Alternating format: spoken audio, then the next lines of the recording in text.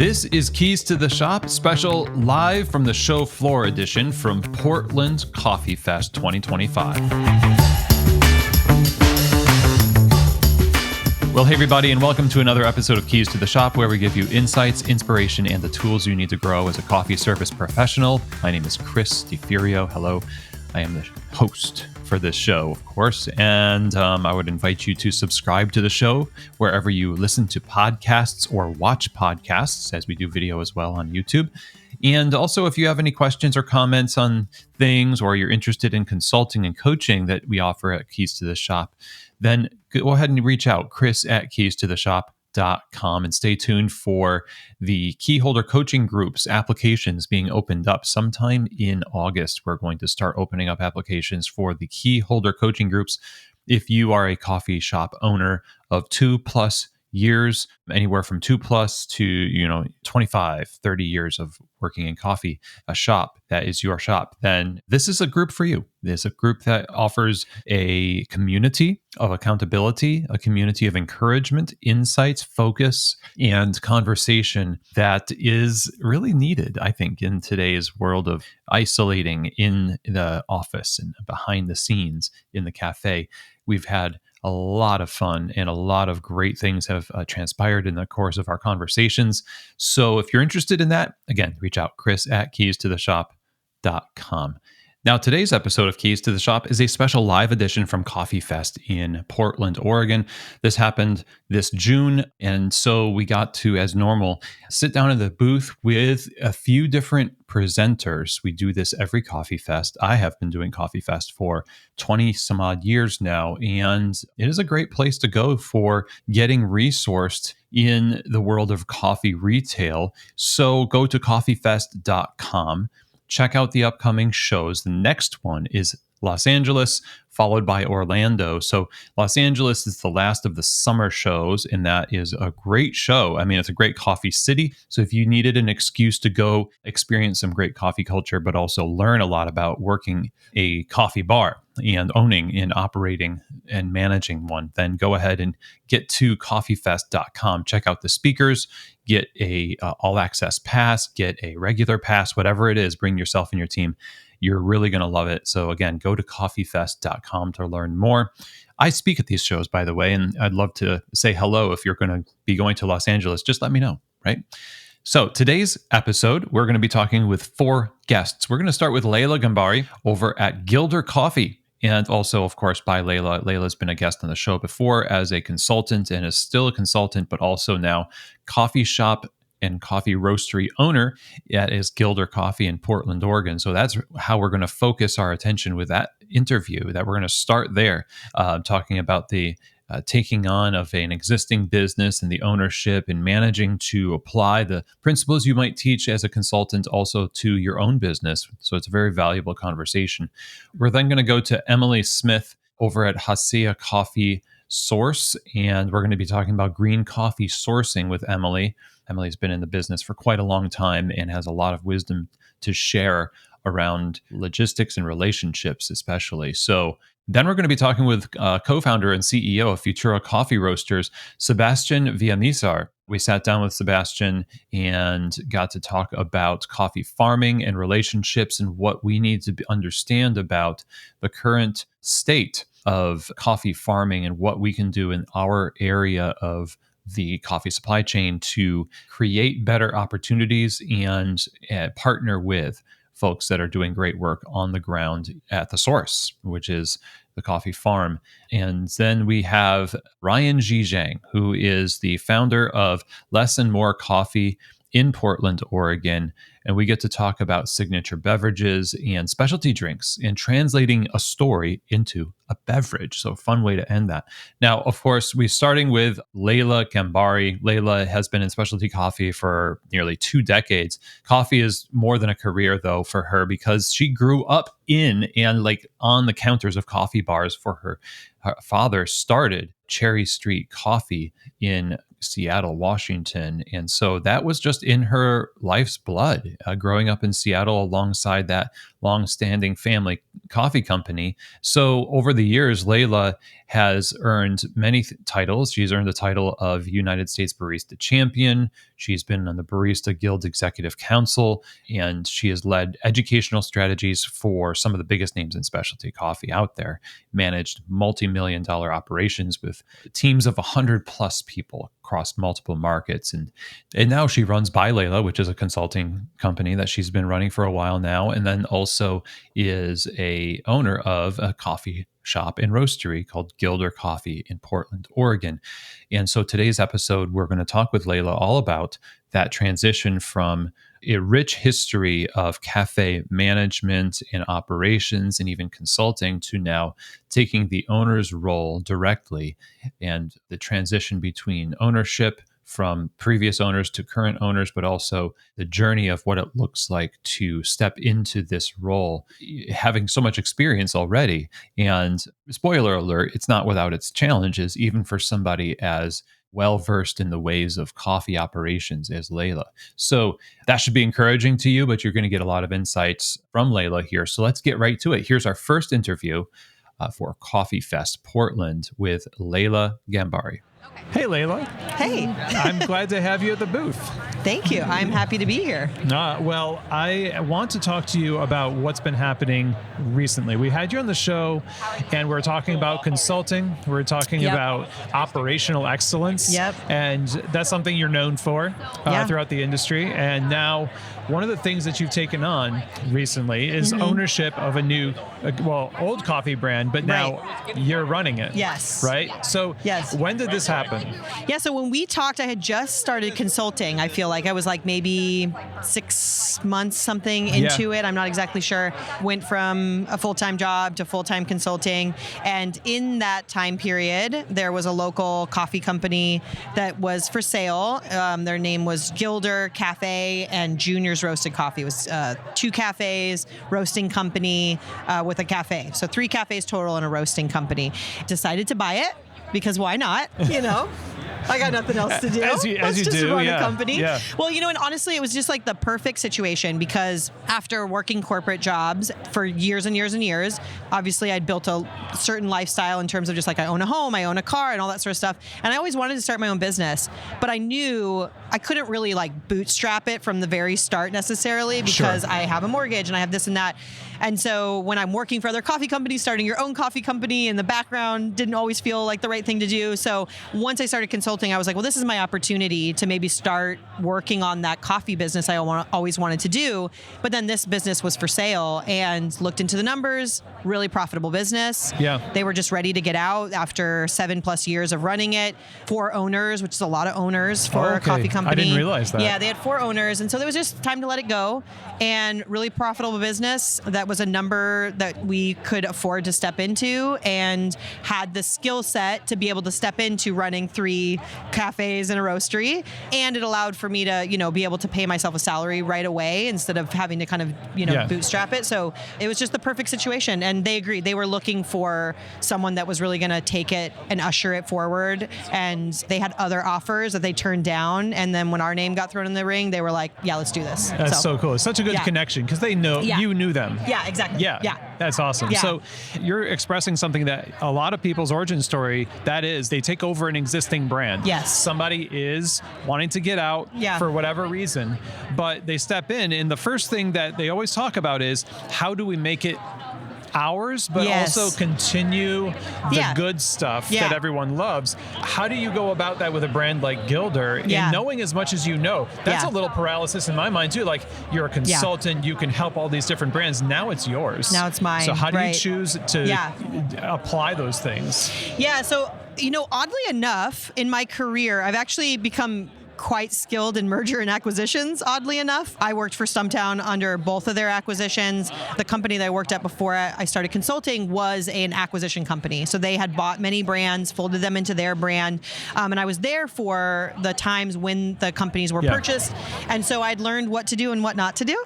what works and what doesn't work. Nice. And so thankfully, through the purchasing process, Mike and Karen and Toby, the owners, they were very open to whatever kind of what we wanted to do to make sure that the flow and the transition was really positive for their team. So I laid out sort of like, this is how I think we need to communicate to be very respectful to the team, very respectful to the customers, and give us each that chance to communicate this the way that we want to. So we laid out a really clear plan of how we were going to do that, when we were going to do that. And so we had what I would consider a perfect transition from one owner to the next. All of the employees stayed on through that transition. All of them felt heard and seen and understood what was happening.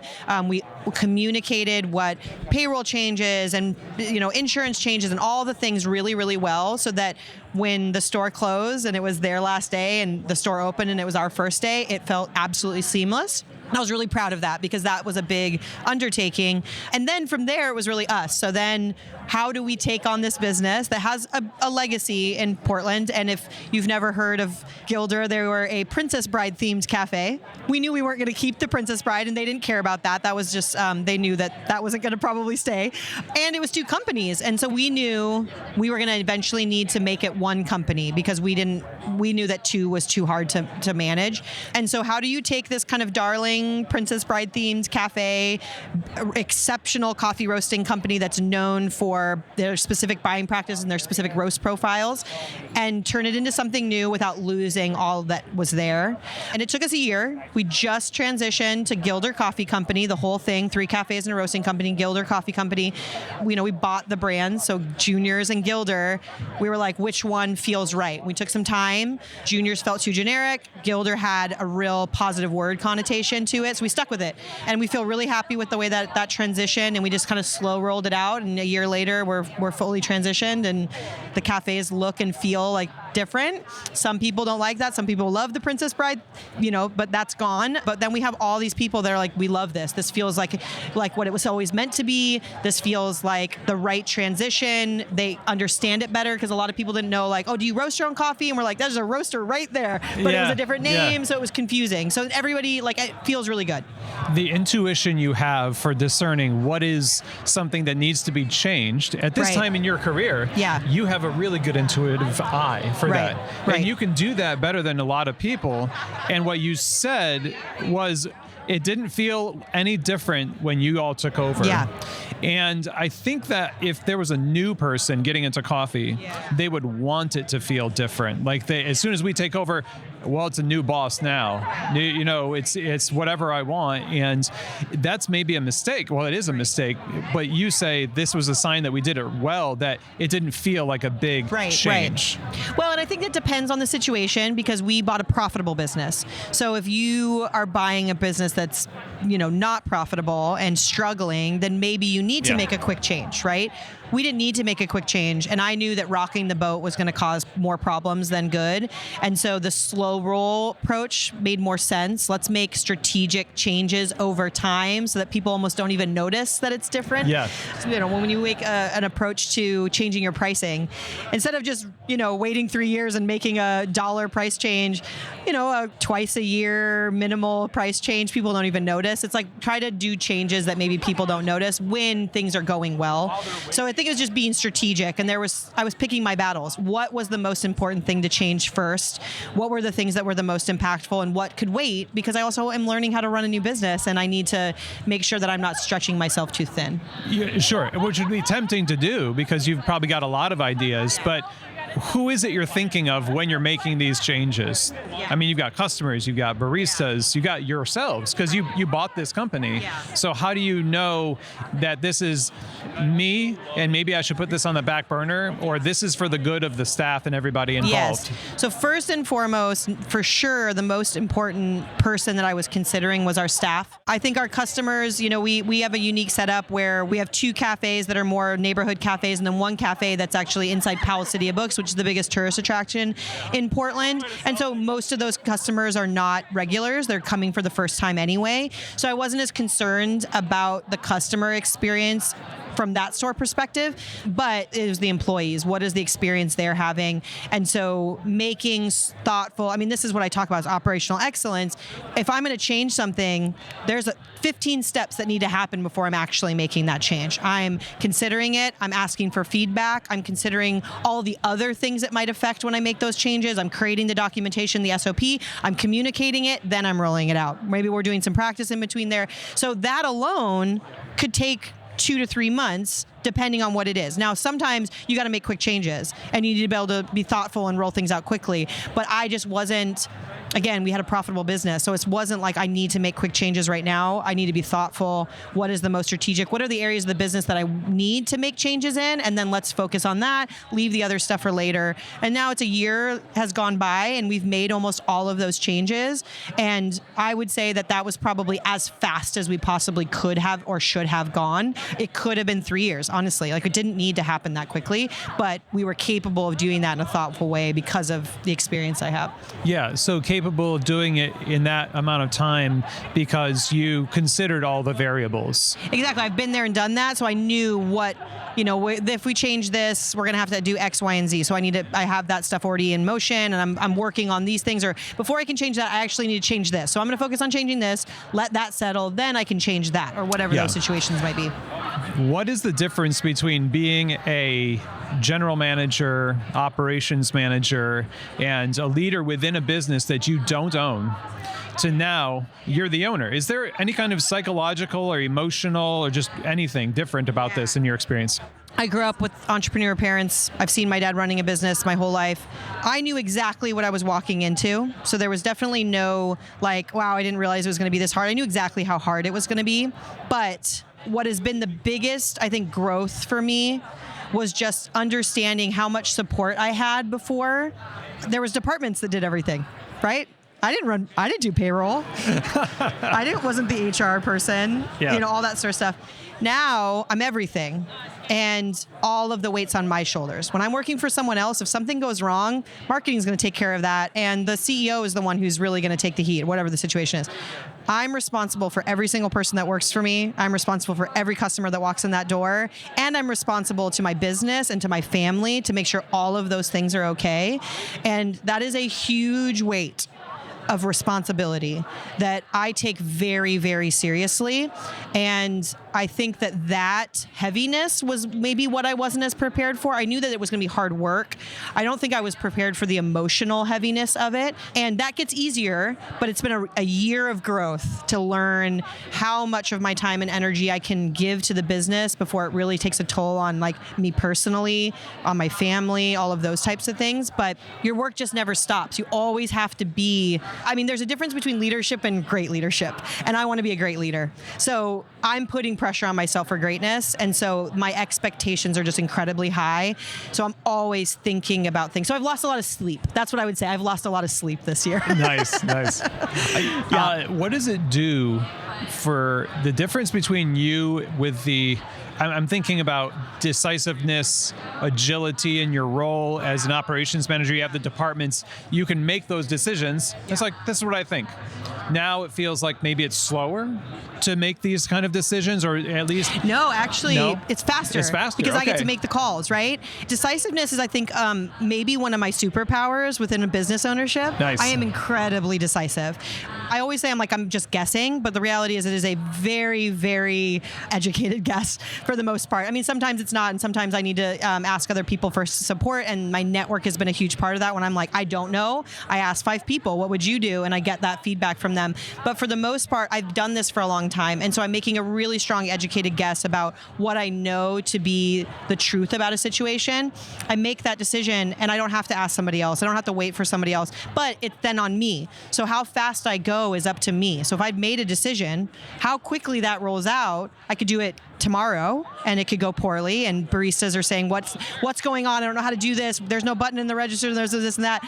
Or I can say, okay, it's going to take me 5 days, and I'm going to do this, and I'm going to do this, and I'm going to do this and this, and then I'm going to roll this out. But I don't have to say, so-and-so, you need to do this, and so-and-so, here's the timeline for that, and so-and-so, it's all me, right? So it's really what my bandwidth is, and I'm very good at multitasking. So yeah, good. One last question for you. How do you bridge the gap between the academic exercise of thinking thinking about the operations, thinking about the ideas, and being in relationship with people together, doing the ideas. Yeah. So that's great. I would say there is going to be waves, or I was talking to one of my friends in business as well, and he was saying we're in the turtle lane right now. And I was like, yeah, I'm in the turtle lane. Like, we're going slow in terms of certain things because I don't have a team yet. We're still a really small company, and I wear many, many hats. My ultimate goal is to have a team of people around me that I really trust, that can help me make decisions, that I trust to help me make decisions. Now that I'm starting to build a team, I'm getting the opportunity to get input from other people and their involvement. And that, to me, is the best case scenario, when it's like, hey, we want to grow sales X, Y, what are we going to do? It's not just I got to sit down and I got to figure out what that is. It's my team is involved in that process, and they've got ideas, and then we start to execute that in different ways. And that's when I think things actually get faster in a certain way, because I kind of am like, I wish I didn't know as much as I know, because it makes me feel anxious all the time. So I'm like, I'm just not going fast enough. I'm not doing enough. But it's just because I know all the things I could be doing, and I don't have the capacity to do all those things. As I start to build a team, I start to gain capacity. So it's interesting. It's like, more people doesn't necessarily make the decisions faster, but more people make the execution faster. So they allow for me to come with an idea, hear their input. Okay, now let's roll it out. Let's make it happen. And you can do it, and you can do it, and you can do it, instead of, okay, all of that's on me now. I just came up with this idea. I think it's great. I know it's going to grow our revenue, but dang, I have to do X, Y, and Z still. And so how am I going to get time to do that? Like, as an example, online ordering. We haven't rolled out online ordering. It's been a year because I just don't have the time to do it. But now I'm hiring someone that's going to be more in charge of supporting with operations, and I can have them do it, and they could get it done in 2 weeks. Like, it's just those types of things. It's like what gets put on the back burner, what gets supported. So as I build my team, execution can happen faster. Ideation's there. It's happening all the time. I got a laundry list. But execution, I only am one person. And so, yeah, that makes sense. And on the flip side of it, and I love what you're talking about, like building and involving people, it's a team. When you don't do things, they'll trust that there's a reason why. Like, trust is built. Yeah. So if you're in the turtle lane, as you said, we're not going fast enough might be felt by other people too, but you've got so many wins, or at least goodwill through this process, that even if something I want doesn't get done, it's a good reason. Right. And I would say that is to me, from my experience of working in the corporate world and now being a small business owner, I would say that's the number one thing that I feel is a massive difference between working in corporate and working for small business, is that when I worked corporate, when there was an idea, it was like, needs to be done tomorrow. Yeah. This needs to get done. This is what we're doing. Move forward with it. There's no pause. There's no stop. There's no reassess. I can say when my employee says, I don't think we can do this on time, like, this is feeling really pressure, I'm like, push it back a week. Fine. Like, that's fine. Just push it back a week. I have no problem with that. Like, I, as a mother of 3 kids running 2 businesses, I'm always fine to push it back a week. Like, it's okay. And also just like, yes, we're moving forward, and we're going to keep moving forward. I feel like one of the things I am learning very quickly in this last year is there's what I want to do, and then there's like what can be done. And no one else knows what those timelines are. So sometimes I'm like, we wanted to have our bags rolled out by January 1. We rolled them out in April. No one knew that was the timeline, right? No one had any idea that was the timeline. I'm feeling like a failure. No one else has any idea that it took us 4 or 5 extra months. We just saw the rollout. I said, man, that's really cool. That's all we thought. Exactly. So I have to remind myself, I'm the only person that knows these deadlines, which also means I can push them wherever I want to push them. And I want my team to know that. So when they say, yeah, we can get that done, I trust they can get it done. And when they say, I need an extra week, have an extra week. Let's get it done, because I trust you're going to finish it. And the difference between getting it done on January 1 and April 1 in the reality of things didn't make that much of an impact in the grand scheme of like what my big vision is. Doesn't matter. Nice. Well said. Laila, thank you so much for being here. I guess, where can people find more about Gilder? Oh, go to gildercoffee.com. We just got our new website up. Our new bags are absolutely stunning. You can order coffee online or come into our cafes in Portland. And I'm really, really proud of what we've done. So yeah, check it out. Thank you. Thank you. All right. Well, I hope that you enjoyed that conversation with Laila. Really great insights from just firsthand experience. And if you want more information and want to look into both companies by Laila and also Gilder Coffee, you can just go to lailaghambari.com. And then also for Gilder, go to gildercoffee.com. emily.smith.com and stay plugged into everything going on there. And huge thank you to Laila for joining us on the show. Now we're going to transition to Emily Smith, who is the relationship representative at Hacea Coffee Source. And Emily has been in the coffee industry for over a decade, is working in areas of retail management, coffee roasting, green buying, green coffee quality control, and sales. For the last 6 years, Emily has worked in green sales, helping roasters build these meaningful relationships with coffee farmers. And this is why this is a perfect time to talk with someone like Emily about green coffee sourcing and relationships. In the past, Emily has served as a relationship or a representative for this SCA and has helped board positions for the Coffee Roasting Guild. And she now currently serves on the board of She Is Coffee, which is an organization that supports equity and opportunity for women across the industry. Now, about the company that she represents here, Hacea Coffee Source is a company that is a small importer that's focusing on economic sustainability, transparency, and quality for roasters of all sizes. So in this conversation with Emily, we get to talk about what green sourcing looks like today, some basics, some intermediate level insights, as well as how we should be approaching this from a relational point of view. Emily brings a lot of experience. And so what I find is when someone has this kind of broad and also deep experience in an area, they just kind of exude and speak wisdom from knowing these things worked or didn't work. And when given the opportunity to give advice, it just becomes something that we obviously should pay attention to. So here now is my conversation with Emily Smith. Emily. Yeah. Welcome to Keys to the Shop. Well, thank you. Yeah. So as long as I've known you in coffee, you've been in green coffee. Yeah. It's been a while. How long has it been? So I've been in green coffee about 6.5 years, maybe 7 years. And then before doing green coffee, I worked doing roasting. I was a head green coffee buyer for a small company in Portland. I did green coffee QC for a really large roastery in the Seattle area, and education and different like one-off things all the way through. And you also worked at a co-roasting space as well? So for a little bit? Yeah, I did. I used to help with the education program over at the Buckman Coffee Factory. For quite a few years, and helped onboard a lot of roasters and give them their first like walkthrough of like how to not set everything on fire and all those important topics. So I did that for a long time. And actually now today, while I work for Hacea, I go and do 2 days a week over at the Buckman Coffee Factory, kind of holding office hours and meeting with roasters. And yeah. So in your coffee career, understanding coffee now down to the level of the green coffee, I don't know if it comes in waves, your understanding of it, because, you know, as a barista, you think, oh, that's a fascinating, the exotic world of green coffee, you know? And now it seems like you know enough about it to really train people to take it on themselves, that you're educating them on green coffee here at the show. And it must feel, I don't think it's easy, but I just feel like, man, you've got to have such an in-depth sense of the trade of it, what to look for in green coffee, that your eyes as a barista back then, or even just getting into it for the first time, it was like, this is kind of scary. Yeah, I mean, so I always operate off of the premise that all the knowledge that I have was a gift that somebody else gave to me. Ooh. So that is, somebody gave me their time, they answered emails, they took my phone calls, they let me come and like shadow them while they were, so everything that I know is not mine. It's what somebody has given to me, and I feel like my role in coffee is to pass all of that on, kind of collect it and pass it on to the next group of people, or to just anybody where it helps good people make good coffee. So that's kind of like my whole operating, like how I run things.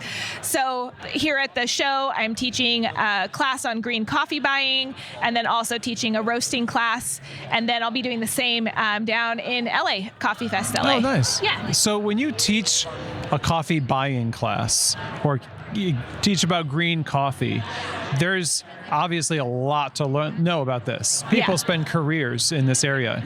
So here you have 45 minutes or so to teach a class on it. How do you choose what to actually teach? It's such a great question because I'm pretty sure I tried to cram 85 minutes worth of content into my to my 45 minutes. Same. So my class today about green coffee buying was really the basics of being a good customer.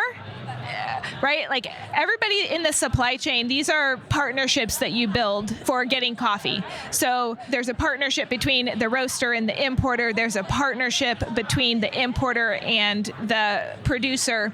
And that's a two-way street, right? So it's not just the importer providing excellent customer service to the roaster, but it's also the roaster being a good customer, right? So we can work in partnership to accomplish the goal of getting that roaster great coffee. So I kind of approach it from that stance. The big things I wanted to cover today were, most important thing, communicate promptly.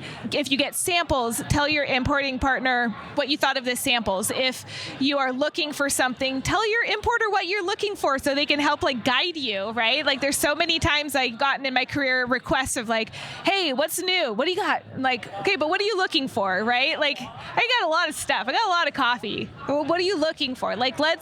We work together on that.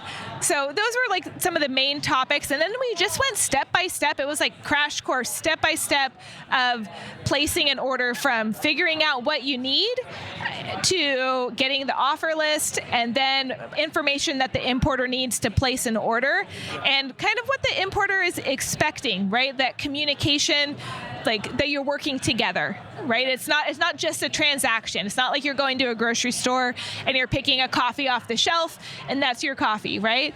We are partners together, hopefully for many, many years in building a relationship, growing your coffee program. So when you're teaching these things, you're saying that communication is important. Mm-hmm. I'm assuming it's also because communication doesn't happen. Yeah. The importer has to sort of get you to do it because they need certain information from you to make it worth your, because you'll judge the importer as being, they're not a really good importer, but maybe it was because you weren't upholding your end to communicate well. I think that most of the negative experiences that a roaster will have with an importer come from a miscommunication and from unclear communication. Yeah. So maybe that is not being specific about how they needed that coffee to be delivered, that they needed a lift gate, then they needed an appointment, right?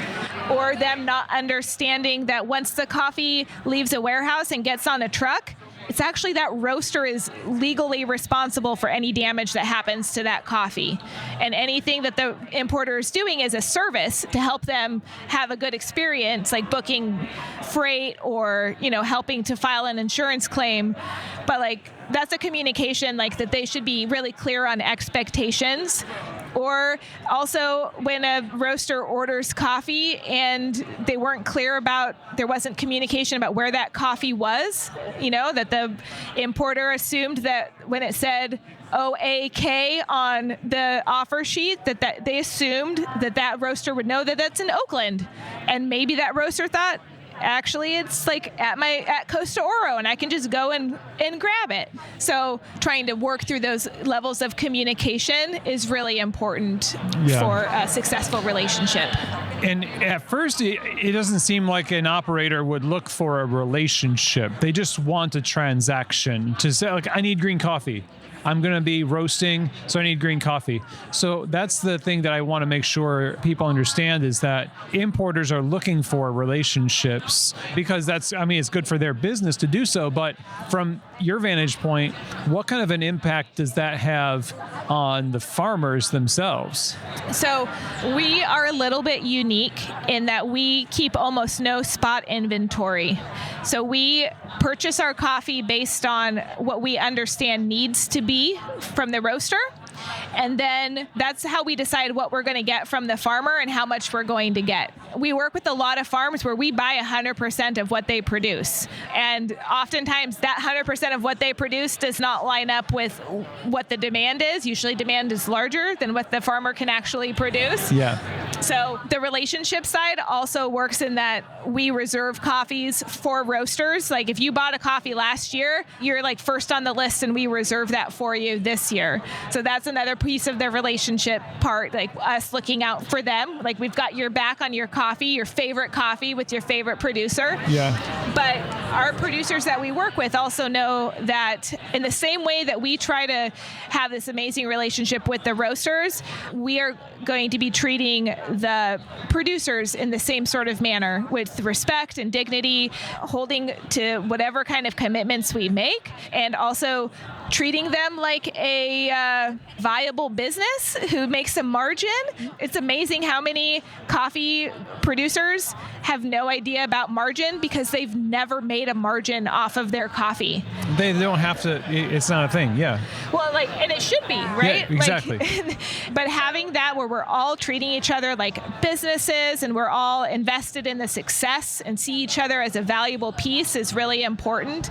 So, in general, I think it's bringing the same ethos of how we operate with roasters and bringing that to the same relationships that we have with producers is really important to us. Let me ask you this about people who are just getting started roasting, who are experienced in retail already. Mm-hmm. Now they've said we've invested a lot into a roastery, and we need to come up with a starting program of purchasing green coffee.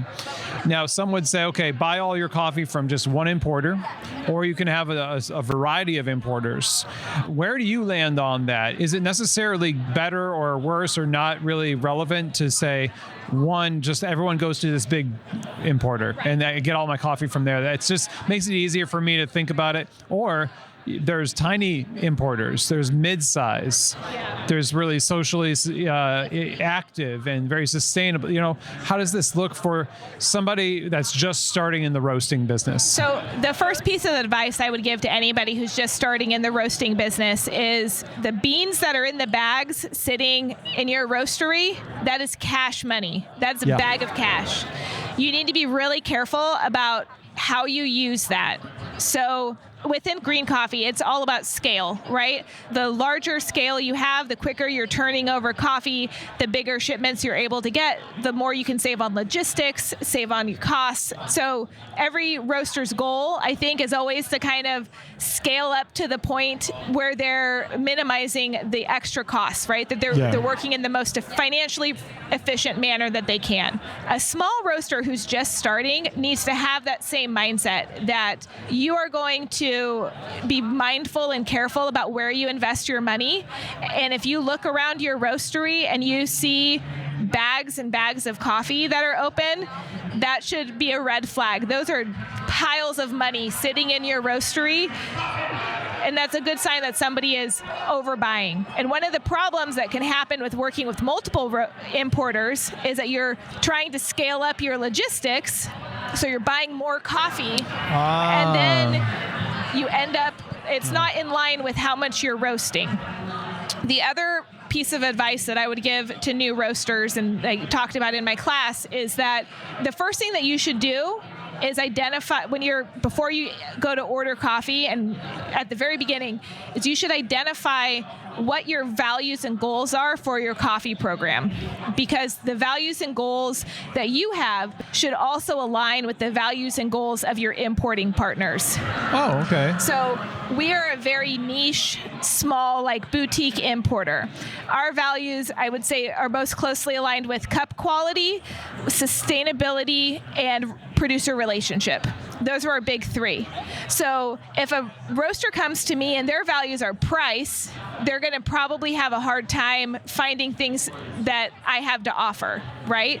Like they can love me as much as they want and want to work with me, but that's not what we specialize in. And I would point them in the direction of another coffee importer.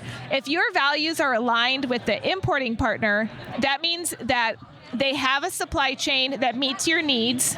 They know how to market that coffee. They know how to anticipate your needs and find you those great coffees. And that's where they become a partner. And it's not just transactional. You're actually able to leverage their resources and their skill set in order to grow your own coffee revenue. Yeah. Back to what you were saying earlier, you kind of have to know what your values are in order to find somebody whose values match your own. Yes. Yeah, that's communication. Yeah. So some of that work that you need to do beforehand is probably going to make your search for an importer and the purchasing of green coffee more successful than if you just say, here I am, take me, importers. Or like Google search coffee importers or like green coffee, right? Yes, exactly. Yeah. Okay. So last question. If you had one piece of advice to give a roaster who is looking to level up the way that they purchase green coffee in order to make a big difference in the way farmers are compensated, there's a lot of things, and maybe this is an unfair last question because it's a big one. We hear a lot of words like relationship coffee and all the certifications and everything else. We want to do good, and we want it, but the problem is that we want to do good fast. So how do we do good in a way that's meaningful? So, I mean, I'd actually challenge that and say, I think there are a lot of coffee roasters who are people buying coffee who aren't ready to put their money where their mouth is. All of that costs money. It's one thing to think about how nice it would be that farmers are paid more. It's another thing to cut them a check and pay them that money. Okay. Right? Yep. So it's good to also know there are different scales of coffee farming. There are farmers who grow coffee and sell it to a local mill, and they just are picking cherry and selling it. And so those might become big, giant commodity regional coffees. There are farmers who are focused on specialty coffee. There are farmers who are growing Robusta coffee, right? Like all of these different things, these are all parts of our supply chain, and they should all be valued, but they all have their own piece. And so I don't want to shame anybody about like how they're buying their coffee or what they're doing, but I would say if your goal is to make an impact in the life of a farmer, then you have to come to terms with the reality of how much coffee costs to produce. Yeah. And you have to find an importer who is transparent about how they're paying for their coffee. There you go. So, good. That's good. Good advice. So, Emily, where can we learn more about Hacea and your work with them? Yeah, so you can check out haceacoffee.com. We offer coffee all the way from like stuff for hobby and home roasters. And then we also have a wholesale reach out, and we can get you connected for full size bags and more coffee. Nice. Thanks, Emily. Okay, thanks so much. All right, everyone. Well, great conversation on green sourcing, and the wisdom, again, is so appreciated from Emily. If you want more information about Hacea Coffee Source, go to the website. You can find that at haceacoffee.com. Of course, you can find all of this information in the show notes. All the links and everything else are living in the show notes. So I encourage you to take advantage of that. Now, we're going to be talking with Sebastian Villamizar, who is the co-founder and CEO of Futura Coffee Roasters. He is a business manager with over 10 years of experience in the specialty coffee industry. He's co-founded and led companies across the coffee chain, from production projects and green coffee commercialization to direct to consumer retail. And he's also represented Colombia twice in the World Brewers Cup stage. And so he is a country champion in brewing coffee, as well as a champion of the coffee farm itself and the coffee industry throughout his companies. And now with Futura Coffee Roasters, he is creating the next generation. He and his partners and those he is representing are all part of this conversation, this reorganization of what it looks like to have more power on the side of the farmer in the supply chain. So you've got the coffee being roasted on site and shipped globally. You've got amazing relationships and transparency. And this is one of those things that I think gives us hope for what can become commonplace in the industry, where we talk a lot about the equity or the power difference between consuming and purchasing countries. And then you get examples like what Sebastian and the folks at Futura Coffee Roasters are doing. It really provides a window into what is possible when people get together and have the courage of their convictions and build a model around it that helps evolve the way that we think about these things. So if you are interested in the idea of advancing the coffee industry, and I think that should be all of us, then I think you'll be interested in what Sebastian has to share here today. Our video cuts a little bit short at the end, but the audio is completely fine. So stick around as that goes. But if you're watching the episode, otherwise, let's get right to it. Here now is my conversation with Sebastian Villamizar of Futura Coffee Roasters.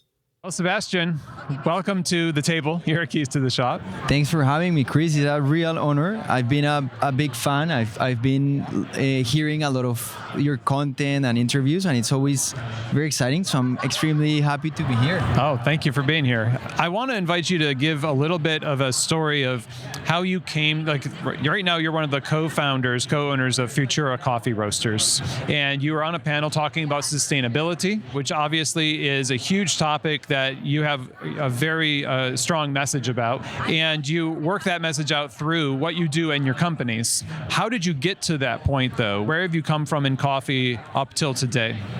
Thank you, Chris. Well, I started in coffee more or less 10 years ago in a really cool phase of a farm that was founded by my cousin and his wife, Felipe and Elisa, and it's called La Palma El Tucán, a very, I think, nowadays very known farm. I started with this project when they were just starting, and we were starting to look at sales, right? Where were we going to sell the coffees of La Palma El Tucán? What was the ideal market? So I joined them to start working on the business development strategy around what we were going to produce, where were we going to sell it, how were we going to sell it. So I started in green coffee in production, basically.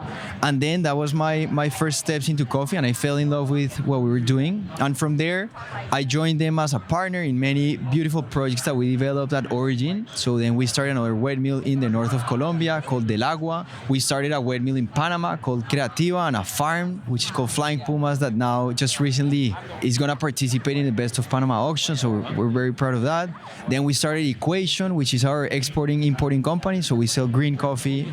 And then we started Futura, which I think is the sort of the evolution, right? From all the way from coffee producers, exporters, and now roasting and serving our coffees, as well as coffees from other amazing friends and producers with whom we work. So that's been my coffee journey. And then I was very involved in the competition scene as well. So I had the opportunity to represent Colombia 2 times in the World Brewers Cup. So I competed. I learned about competitions just as a means to understand better my customers. So we used to receive a lot of people that were competing, trying to source coffee. So I was very intrigued about that. So I decided to compete, and that's been a little bit about my coffee journey. That's great. What a good overview, though. So your involvement in the industry is not just being educated as now I'm working in coffee and coffee is interesting. You're setting the pace for a lot of people with the product, with the green coffee, with how coffee is brewed on the competition stage, with how coffee is roasted and presented to the consumer. What in the last 10 years do you take away from all of this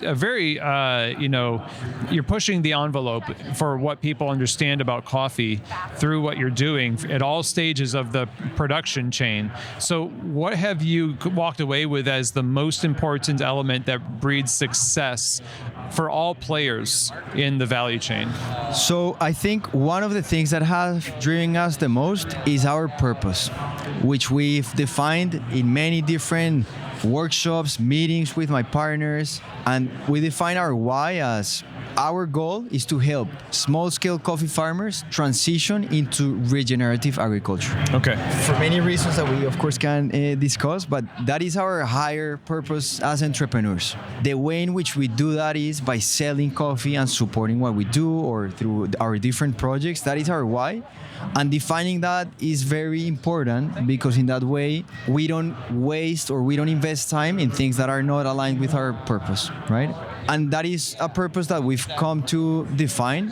after a lot of experiences in quality, fermentation and doing a lot of things that at the end of the day maybe were interesting for the industry, but we're not as connected with what we wanted to do and the impact that we wanted to create with what we were doing, right? So that became our bigger mission, right? I like what you said there. It's interesting to the industry, but it doesn't align with what's best long term for the farmers, which your higher purpose is this regenerative agriculture. The way that we farm coffee has to change. Talk to a little bit about the misalignment of industry is interested in this. So naturally you say, well, if they're interested, we should do it. But how did you come to the conclusion that actually pursuing that's not going to help the farmer? We have to make our own path and not just rely on what's popular.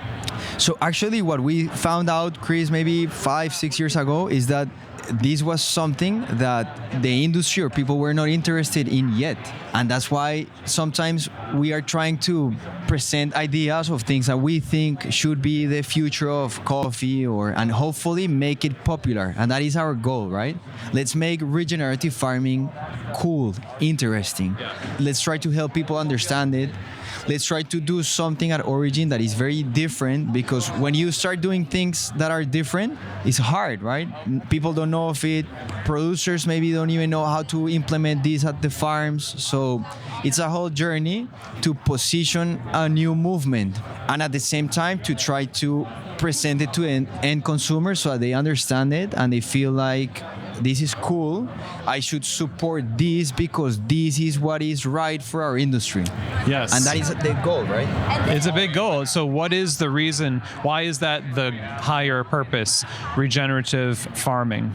So the first reason is that at the pace of what we are seeing in climate change, there's many different things that can be done, but this is one that we think is going to help farms be much more resilient to climate change and be prepared to the heavy droughts or the frosts as we've seen them in Brazil. And of course, this is something that we have, in the last 5 years, we've experienced it, right? The Brazilian frost a few years ago skyrocketed the sea market and sadly was because of climate impact.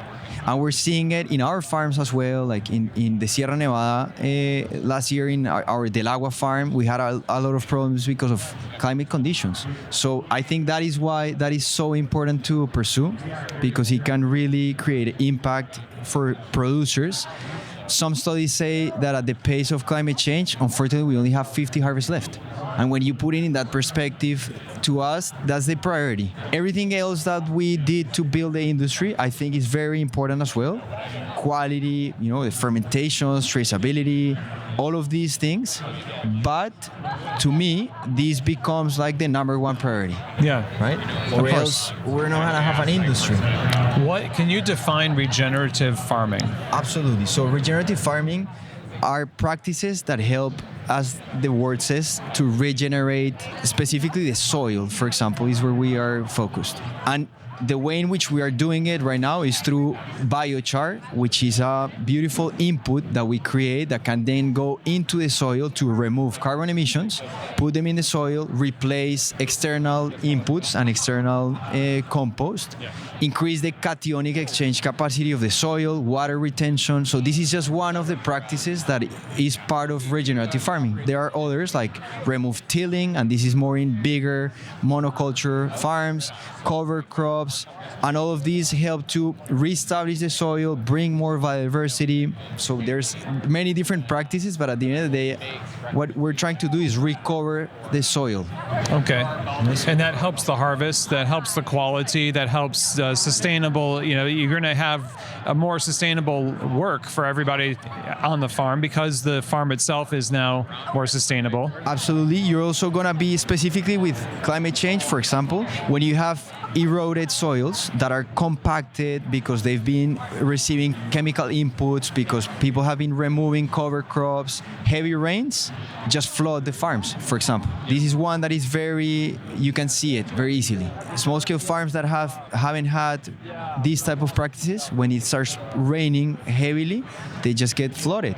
So when you recover the soil with practices like biochar, water retention is much better. So then the soil actually has the capacity to receive that water and then is more prepared for this, right? The same as cover crops like forests. When you see these farms that are just monocultives, exposed, there's not a lot of chance to receive the amount of water. Yeah. So that is another reason. There's not structure in the soil. You get mudslides. Years ago, Honduras had a really, really bad mudslide in some of those farms. Yeah, I remember Benjamin Paz, who is a good friend in Honduras, had a big effect on that, a few years ago. So what is it that has led to the stripping of the soil, the poor farming practices? How did it get to that point? Well, I think from a very, looking at this from 25,000 feet above, I think all this pressure of we need to produce more coffee, more production, higher production, because, for example, in Colombia, coffee farming is trying to compete with Brazil or Vietnam, right? Brazil has very different geographical conditions than Colombia. It's much more flat. You have bigger farms where you can put mechanical collection, right? So you have these cars that come in, move the tree very easily. similar I've seen those. Crazy. To olive oil. Yep. We cannot do that in Colombia. We have big mountains. We have 3 mountain ranges going in. So seeing Colombia as a country that needs to compete against that is very challenging. And I think that has all of that mindset of higher productivity, and putting all that pressure has led us here. Because people have removed other crops to plant coffee. There's a lot of, sadly, chemicals going in that were marketed to increase the production, increase productivity, and I think that the soil is also telling us we need to stop, right? We need maybe to change things. It's not only about high productivity and more productivity. Let's focus on quality, incorporating other products, and then when you see that in the supply chain, it's the same. We've wanted to incorporate other crops in our product, but the problem is that when you see the food supply chain, it works in the same way. So if you want to put coffee next to maybe another 5 products in a container, the system doesn't work like that because sometimes coffee cannot go with another crop, or so everything is built, sadly, or not everything, but most of things are built to move one product through one supply chain, right? Yeah. And all of that is the reflection that we see in producing countries. So increasing the variety of what you can do on the land, and then changing people's minds to not pursue volume and to pursue quality more, that's got to be pretty difficult when they've relied upon the idea that if we produce more, we can sell more. That's a guaranteed paycheck versus what you're saying, because you've seen the whole supply chain at every echelon of the business, and you're coming back and saying this is a legitimate path. Now, for them, they might not see it because they haven't seen as much of the industry as you've had. So how do you convince them? So that's a great question. It's the biggest challenge that we have in Colombia with a company of our group called Biodiversal. So what Biodiversal does is approach these groups, which we call these clusters, and experiments on a farm that we have on Biodiversal to see what works with coffee. Try different products and then approach coffee producers and say, hey, let's try this, and let's also share the risk. So I'll give you examples. We tried, the first product that we tried was red kidney beans. Mm-hmm. Why? It is a commodity, it is less risky, it is a product that many farmers understand, and it is a cover crop. So we started to plant red kidney beans with coffee. So now you have coffee, it's a 9-month cycle, and you have red kidney beans, which is a 3-month cycle. So the cash flow is different. It's a cover crop, so it's a regenerative product that is going into a coffee farm with a different cycle. It is a commodity, so the market is easier. You can sell it in the local town as well as coffee. Okay. Then we also tried yuca or cassava. It's a root plant. It's very good to open the ground. It's a commodity as well, so we can sell it in the market. You can create starch from that. So we have failed as well many times, taking the risk as well to try to figure out in these collaborations with producers what are other products that we can produce.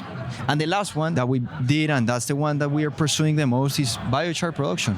Biochar is very interesting because through biochar we can produce carbon bonds. And that is a very interesting market that is very connected with the tech companies that are trying to offset their emissions. So that is less of a commodity. So at the end of the day, our full cycle, which I know sounds a little bit different to what maybe you were expecting, is we build clusters of 100 farmers. We bring the equipment and the technology to help them produce biochar. We teach them, we give them the tools. We have ovens. And then when farmers prune their crops and they have the wood waste, we burn it with pyrolyzers, or we don't burn it, we pyrolyze it. We create biochar with them. We share the technology. They incorporated that in the farms, and then we have a third party that verifies that, and we have certified carbon bonds that we can sell in the market. That is a full cycle of regenerative farming. And then those coffees, we buy them through Equation, our exporting company. And today I'm very honored because we're serving the first ever biochar coffee in our booth. So when you see it, it's a coffee bag of a coffee that tastes really good, but to me, it's a 5-year work behind it. So it's really cool. That is really cool. Yeah. Man.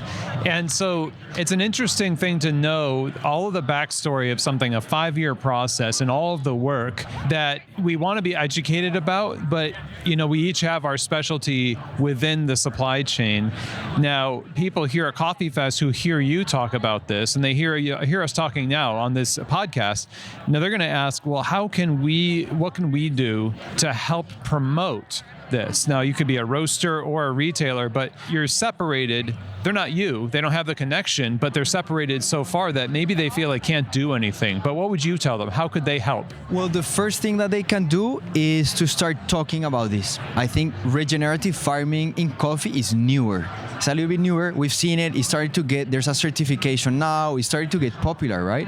So if people talk about this and create awareness, I think that's the first goal is create awareness. Let's talk about this. Let's also understand that this is not something that can happen from one day to the other.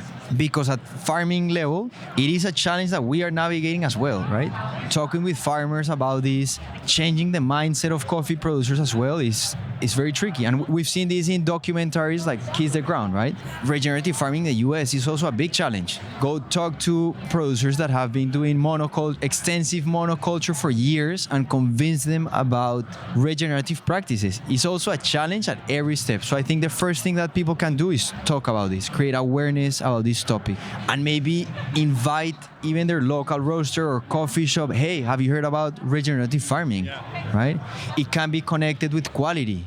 So awareness would be the first one that I think could be the start. That's good. Yeah. And we can all do that because you're having conversations with your importers all the time. You also, by the way, I want to mention, we all like to order coffees. I think hopefully we all like to order coffees from other roasters and taste what's out there, what's possible. Mail order to your house coffees. Maybe seek out biochar or regenerative farming. It's just all the things that you just talked about. I'm guessing that people who do participate as roasters that sell that product will tell you because that's part of the differentiator. So you can know that your purchase is actually helping that cycle and supporting, expanding that process of more farms. Sebastian, it's been great to talk to you. And obviously this is kind of a teaser, I think, because we could talk a lot more about this. Yes, Chris, it's a long story with a lot of elements. That's why I think it is so complex. And in Futura, at the end of the day, what we're trying to do is offer very high quality product, which is what we have been doing for so many years, but with a purpose, which is helping small-scale coffee farmers transition into regenerative farming, hopefully making it cool, because I think people are a little bit skeptical sometimes when it comes to what we've seen of greenwashing. So that is a challenge, right? Yeah. So hopefully people can see it and support us. Yeah, that's a good word. Greenwashing, and don't become cynical. Keep looking into it, support what you can, and this is definitely something that people can get behind. So where can we learn more? How can we stay plugged in, like social media, websites? So we have, of course, in Futura, we try to promote it as much as possible. We also have a new website which is called Coffee Biochar, because we want to hopefully lead this movement and make a lot of awareness around this. So we're going to be sharing a lot of content about what we're doing, how are we doing it at Origin, and with all our companies. In Equation, we have a full website on the biochar program in equation. It's a new product line that we just released. It's called Coffee Biochar. Very simple. So people can understand, this coffee comes from these clusters where biochar is being incorporated to recover the soil. I love it. Yeah. Man, thank you for being here. Thanks for all the work you're doing to make coffee better. Thanks for having me. It's an honor, and I'm excited to continue listening to everything that you are also trying to promote. Thank you. All right, everybody. Well, I hope that was inspirational for you. There is so much passion. And of course, this is with a direct connection to what's happening on the farm level and knowing what's possible on the greater stage of coffee and combining those two things and creating a model which shortens the distance between those relationships, creates a better future for coffee. And that is what Futura Coffee Roasters is all about. Roasting coffee both in Portland and at origin makes a big difference. And if you want more information about what's going on there, taste their coffees, learn the story a little bit more, go to the website, futuracoffeeroasters.com, and you'll be plugged into that whole world and gain more inspiration and insight as to how this whole thing works and how you can support what's happening here. So huge thank you again to Sebastian for being on the show. Now, we finally come to our last interview here with a local coffee professional and inspiration, and that is Ryan Jie Jaing, who is the founder and owner of Less and More Coffee. And one of the things that they're known for is very unique and storytelling beverages. Now, Ryan is Korean born and was raised in China. He was moved to the States in 2012. He's been in the specialty coffee industry for 14 years. He started Less and More Coffee in 2021, and it's known for their signature drinks, like I just said, things like tiramisu latte, black sesame latte, enjoy me latte, etc. And they're all inspired by Ryan's background and culture. So if you've been a listener to Founder Fridays or to other episodes of the show related to signature beverages and such, you'll know that this kind of falls right in line with the idea that what we want is something rooted in the unique story of what we are and who we are and where we are. And that is what Ryan is doing. So as we talk with Ryan about his history in coffee, we move quickly to the idea of what it takes to create a beverage that tells a story. So get inspired, listen to Ryan. Here we go. Here's my interview with Ryan Jie Jaing. Ryan, welcome to Keys to the Shop. Hi, thanks for having me. Oh, it's great to have you. So you're giving a talk that I'm thinking, this is one of the things that people really focus on here at Coffee Fest. Yes. Differentiation is a huge thing. We always want, our coffee shop is unique. And part of the way that you jump into being unique is you have to tell a story. And so I know that's a big part of what you're going to be doing when you're speaking tomorrow here at Coffee Fest. And it comes from a lot of just your story getting into coffee, your culture, and things like that. So as a barista for now, what is it? Almost 20 years? 20 years? Like in coffee, you've been a barista for just about 2 decades? 14 years. 14 years. It might as well be 2 decades. Yeah. Yeah. But you've learned a lot about what the industry has to offer, enough to be able to offer something unique.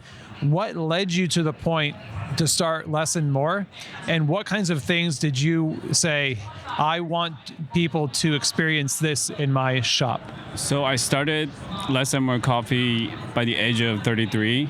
It was already kind of late comparing to all the friends that we started together, but I wanted to do it right, and I wanted to do it something special and unique that other coffee shops don't offer. I mean, I've been in specialty coffee industry for, by that time, 11 years. But what can I bring to the audience or consumers here that other coffee shop, specialty coffee shop, don't serve? And I think that my background, my culture, Korea, born and raised in China, I can offer something that my childhood desserts influenced or inspired. I can make it to the drink. So I come up with, injormi latte, which is Korean traditional rice cake dessert that we used to eat growing up. Inspired by that, I made a cream on top of the coffee. So it's like toasty, savory, sweet, and umami taste. And everyone loved it. So the storytelling is what I'm aiming for. By one cup of coffee, people can feel emotionally and, receiving the story that I wanted to deliver. So the creation of these signature drinks being so deeply rooted in your culture then has to also be something that customers like drinking. Right. So, and I think this is, and we've said this on the show before, culturally rooted, meaningful experiences on the menu are something that's actually what customers are looking for. They want a unique experience, right? They want something consistent, but they also want it to taste good. How much experimentation did you have to do to create a drink that's unique enough to stand out, but tasty enough to be bought all the time?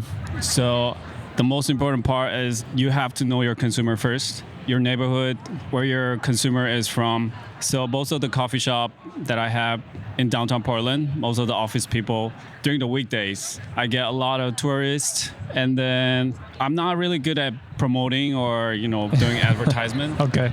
So I truly believe in the quality, word of mouth promotion. If my product is good, my presentation, the quality is good, people will post it on Instagram if it's pretty and tastes good.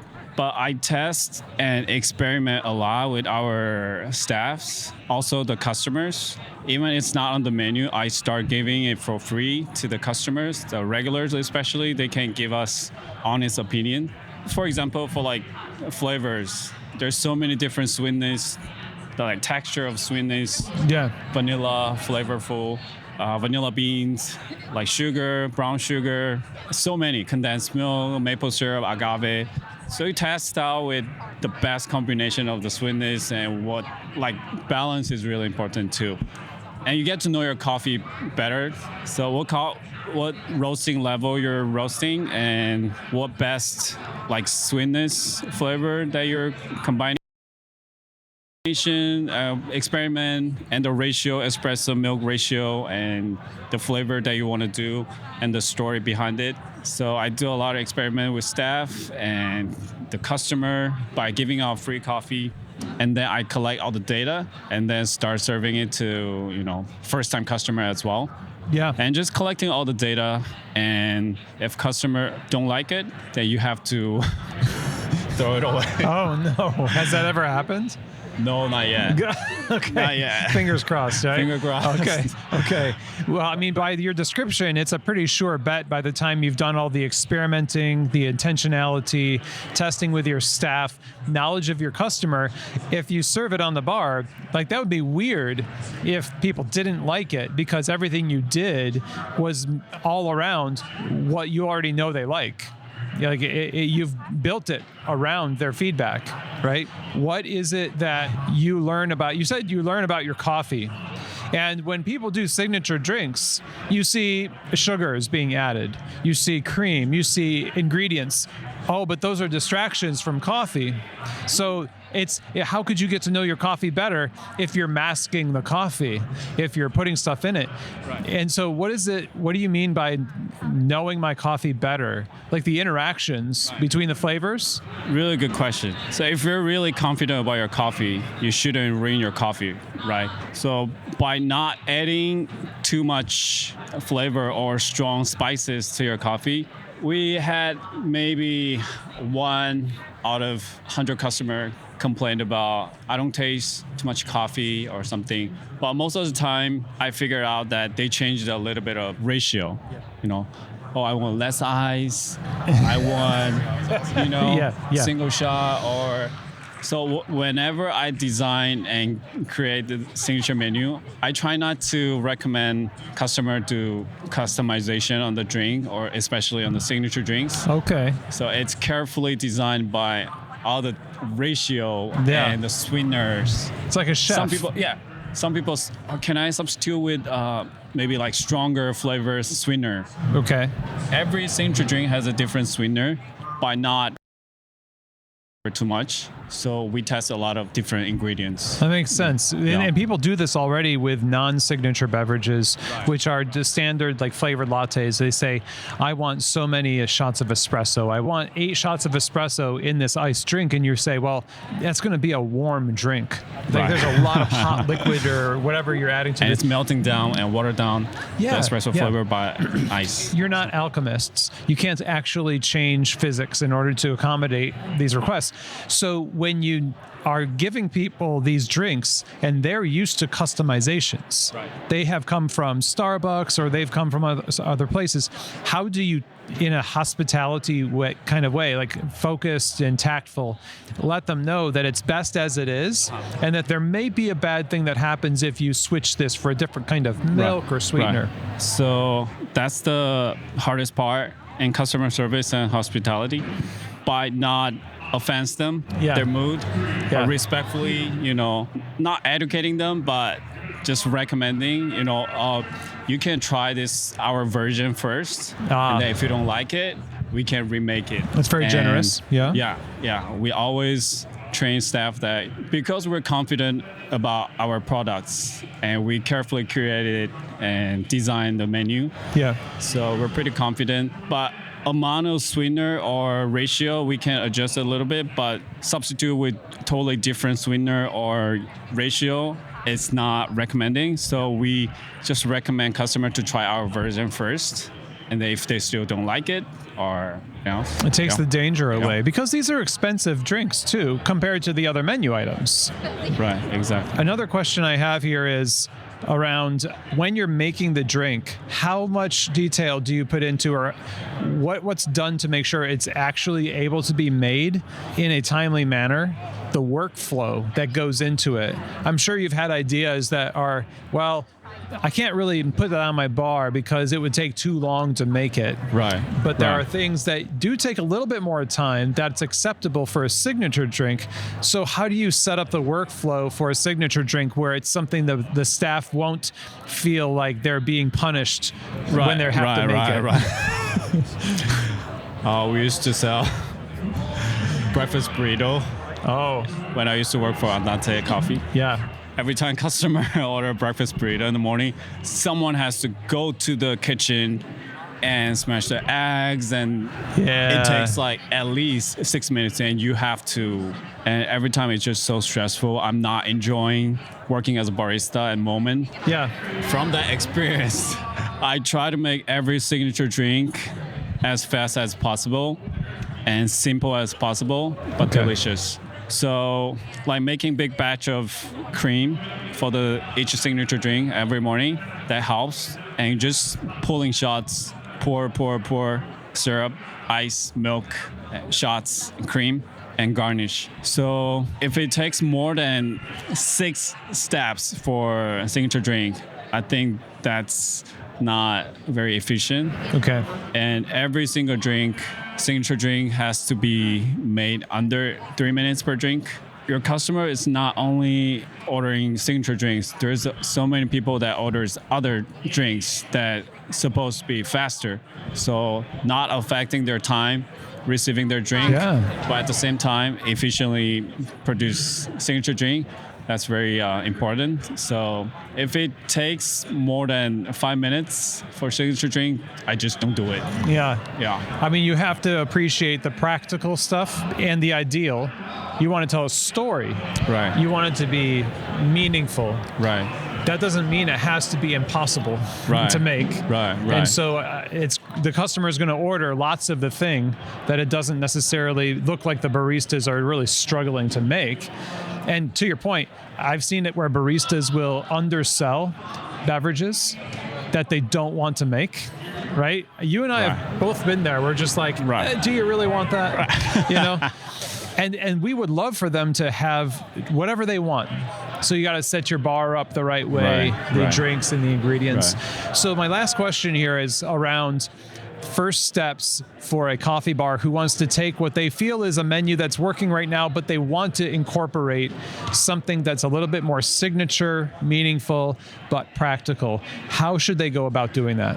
I think you have to discuss with your staff. Are you going to be stressed if you're doing 6-step signature drink, when you're multitasking with not affecting downgrade the quality of other drinks. So it's communication to the team members. Everyone has to be happy by doing what they do. Don't forget why we're doing this. We don't make a shit ton of money by doing barista. We do it for passion. One day we're gonna have our brand and our coffee shop.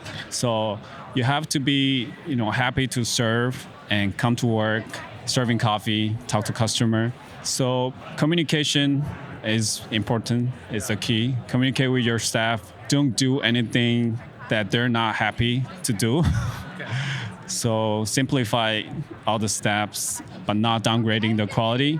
That's the most important thing. Yeah. No, that's great advice. Yeah. Ryan, where can we learn more about Less and More? So all the Instagram page is, mostly created by videos or created by the customer. I'm just reposting it. Oh, okay, great. But it's Less and More Coffee. Yeah. Simple. I'm more focused on the daily based customer, but I will do more about social media stuff in the future. I'll try. Nice. Less and More Coffee. Yeah, go to the cafe for the experience. Yes, please. If you're in Portland downtown, please visit Less and More. Okay, Ryan, thank you. Thank you. Thanks for having me. Okay, everyone. Well, I hope that inspired you to look at your own menu and think about how you can take the principles that Ryan was talking about and put them into what you create for the customer, making it realistic, but making it unique, finding that balance, rooted, deep, meaningful. It's just, it's the only way. It's the only way, meaningfully. So, but Ryan, thank you so much for being on the show. If you all want to know more information about Ryan and Less and More Coffee, go to their website, lessandmorecoffee.us. You could also go and probably should go and follow them on Instagram, which is at Less and More Coffee. So thank you, Ryan, one more time. Now, if you have any questions or feedback or comments about these episodes, go ahead and send them to me, chris@keystotheshop.com. And that's also where you can reach out if you're interested in just connecting and asking questions about consulting, like key holder coaching groups memberships, or anything really. So it's just my name, CHRIS @keystotheshop.com. And don't forget to subscribe to the show, of course. I hope to see you at one of these Coffee Fest events. Go to coffeefest.com to sign up. Maybe I'll see you in LA. And with that is the end. Thanks, everybody. And as always, I truly hope that this episode has given you keys to the shop.